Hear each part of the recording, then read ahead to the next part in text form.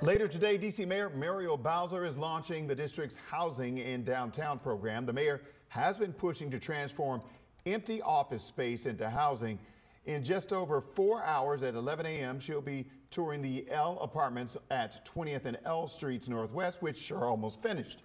This is the first major office to residential conversion in the Golden Triangle Business Improvement District. And the mayor has set a goal of attracting 15,000 new residents to downtown by 2028.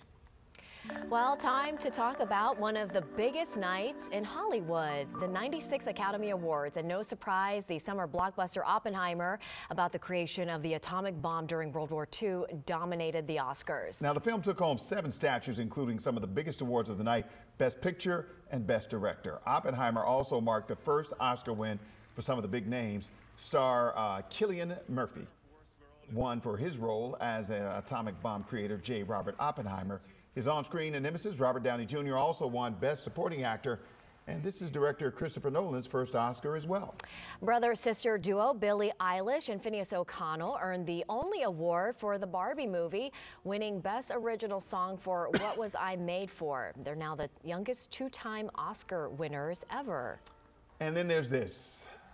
What everyone's talking about. A nearly naked John Cena gave out an award for the best costume design. The moment was making light of an Oscar moment 50 years ago when a streaker rather, not a shoe, a streaker ran on stage. Poor Things took home the statue, making the film the second biggest winner of the night. Okay, pushing the envelope a little bit. Now, John Cena, you know, he was a wrestler before he became an actor. He's still a wrestler.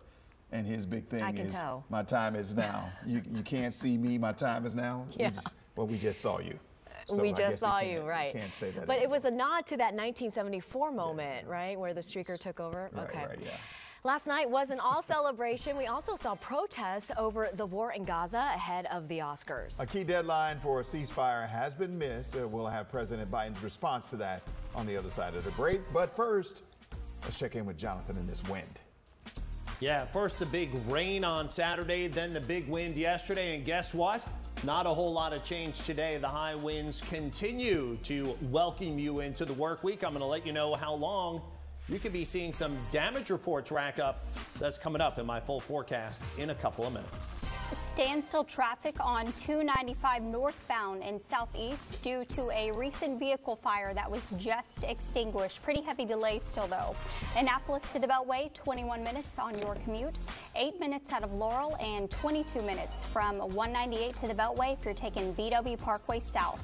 I'll have your detours around that 295 crash coming up. Lindsay, thank you. It's time for today's Women's History Month Fast Fact, and today we recognize Eleanor Roosevelt for redefining the role of First Lady through her active engagement in politics. Affectionately known as the First Lady of the World, Mrs. Roosevelt was an author, she was a speaker, and fierce advocate for human and civil rights for all Americans. Married to, of course, President Franklin D. Roosevelt, she helped lead the country through the Great Depression and also World War II, and served as a United Nations delegate to the UN General Assembly for 7 years. In 1948, she also helped design the Universal Declaration of Human Rights that guarantees the rights and freedoms of all human beings. Tune in this time tomorrow for another Women's History Month Fast Fact. We'll be right back. You're watching Get Up DC. Welcome back in. The ongoing war between Israel and Hamas is now continuing into the holy month of Ramadan without a ceasefire agreement. This week, Israel's Prime Minister Benjamin Netanyahu says he will move ahead with plans to invade Rafah. That's despite President Biden's comments that he would consider the attacks a, quote, red line. The U.S. military and several other countries are now working to build a temporary pier in Gaza to deliver aid. Ceasefire negotiations are expected to continue this week. More primary contests are happening tomorrow across the U.S. Democrats and Republicans head to the polls in Georgia, Mississippi, and Washington state. Republicans also will vote in Hawaii. The 4 states have a combined 161 delegates at stake. Former President Donald Trump will need to win the lion's share of them in order to become the official presumptive nominee, despite being the only Republican candidate left in the race. President Biden could officially clinch the Democratic nomination tomorrow. He just needs 40% of the available delegates to do so.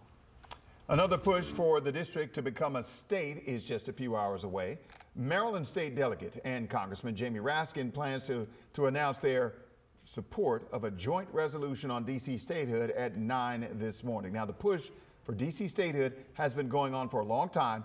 In a release, Maryland leaders say people in D.C. pay higher federal taxes per capita than residents in any other state and have a population larger than some existing states, but still do not have the right to self-rule or have voting representation in Congress. A hearing on that resolution is set for 1 this afternoon in Annapolis. And a heads up, if you're planning to visit the Shenandoah National Park at all over the next few weeks, fire officials at the park plan to burn about 88 acres of big meadows sometime between today and April 15th. This is what's called a prescribed burn in order to cut down on some of the small trees and shrubs and keep them from overgrowing. The exact date will be announced on social media, and of course we'll keep you posted. And while today starts the burn window, it's not likely to happen today because of the strong winds. WUSA 9 Weather Watch Alert is sponsored by Morgan & Morgan.